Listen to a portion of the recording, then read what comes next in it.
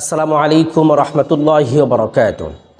সম্মানিত দর্শক, যে সমস্ত ভাইদের কোনো শক্তি একেবারেই কমে গিয়েছে তাদের ক্ষেত্রে আমি একটি কোরআনের একটি আমল বলে দিব। সরাসরি কিতাব থেকে আমি আজকে আমলটি বলে দিব। আপনারা অবশ্যই দেখতে পাচ্ছেন আদি ও আসল তাজ সুলেমানি তাবিজের কিতাব। এই কিতাব থেকে আজকে আমি সরাসরি কোরআনি একটি আমল আপনাদেরকে বলে দিব। যে সমস্ত ভাইদের চাহিদা কমে গিয়েছে, আজকে যদি এই কোরআনি এই আমলটি করতে পারেন, ইনশাআল্লাহ আপনার এই চাহিদাটা দিন দিন বাড়তে থাকবে ইনশাআল্লাহ। তো সম্মানিত দর্শক, চলুন আমরা এই কিতাব থেকে আজকে এই আমলটি শিখে নিই। আদি ও আসল তাজ সুলেমানি তাবিজের কিতাব, এই কিতাব থেকে আমরা আজকে আমলটি শিখব। তো কিতাবের মধ্যে আমলের ফর্মুলা কিভাবে রয়েছে, চলুন আমরা সেটা এখন দেখব।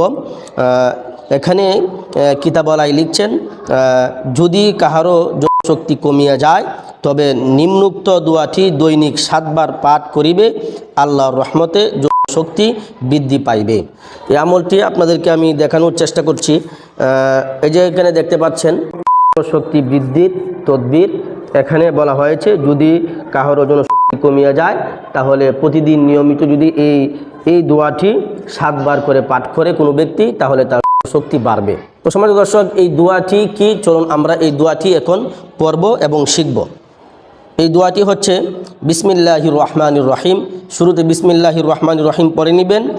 এরপরে দোয়াটি হলো কাফ হা ইয়া আইন সদ হা মিম আইন সিন কফ ইয়া হাইয়ু ইয়া কাইয়ুম ইয়া সামাদু ইয়া ওয়াতরু আন তুআফিয়ানি মিনাল আনাতি ওয়া তাকদির লি মিনাল জিমাই ওয়া সাল্লাল্লাহু আলা মুহাম্মাদিউ ওয়া আলিহি ওয়া আসহাবিহি আজমাইন।